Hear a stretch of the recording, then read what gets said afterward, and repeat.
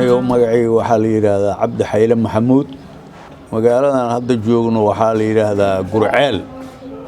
Gurceelna hadii la yiraahdo waxay ku timid arado ayadoo ceel wada leh wax walba maalinba magacay baxdaaye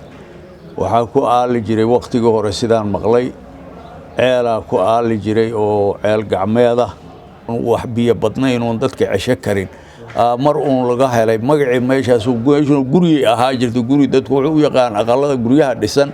ee waxa weeye meesha deegaanka oo cagtu jilcan tahay oo ariga iyo xoolaha lagu xareey karo dhexdeeda ceel ku yaalo ah isaasa Gurceelna magac uu yahay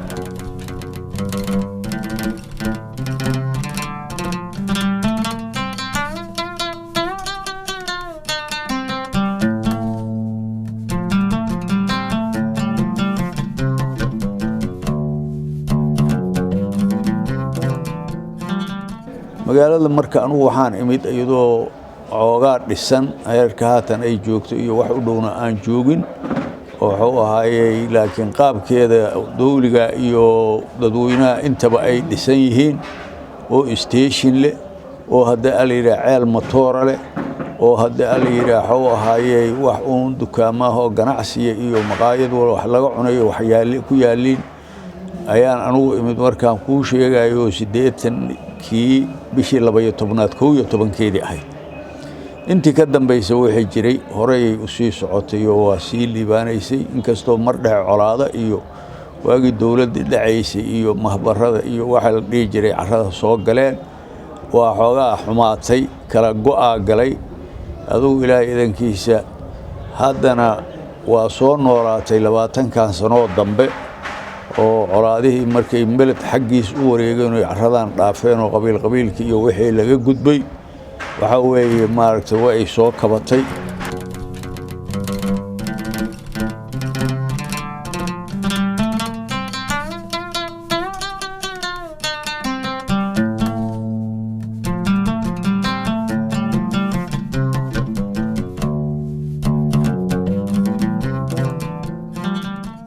waxa weeye marka ganacsi marka la yiraahdo dadka ganacsigiisa xoolaha waay magaaladan ayadoo degmadii Gurceel la yiraahdo oo gobolka oo xagga ka jiro wadooyinka soo gala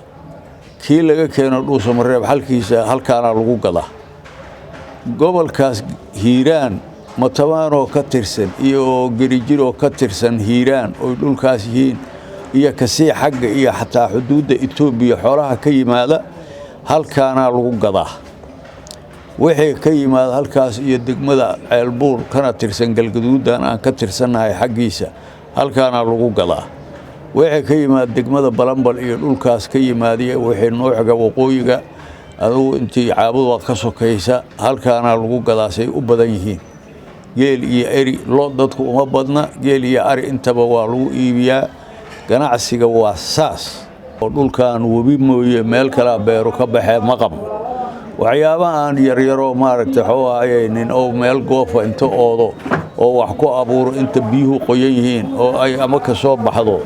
meesha la yiraahdo digir ama qare ka soo baxaan oo yar waa jiraan laakiin wax magaaladii dabooli kara oo ma taqaanaa u muuqda ganacsi yimid oo wax galaya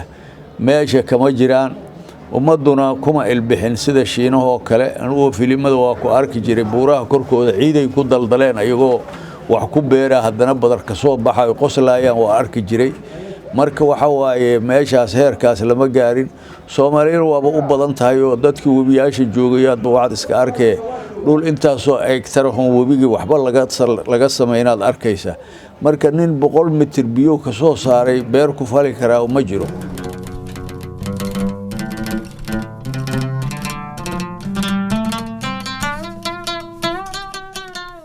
waxa u badan waxa lagu diriiraa kanaalada nina wuxuu ka soo jiidaa kanaalka meelaan 5 kiiloomitir camal ka yareen oo ka soo jiidaa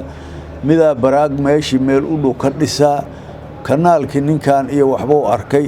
xoogaa ka leexsuu is leeyahay waxa laga yaabaa biyo u kala go'aa inaysan markaa meesha ku diin isqa qabsigu waa ka yimaada meeshaas baraagaha ciriiriga la isku haayay ka mid tahay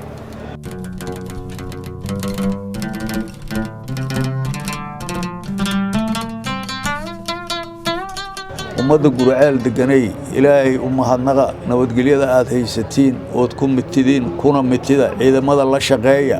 haddii alla yidhaaho cadowga qofow reebaa ma jirto qofow dhaafaa ma jirto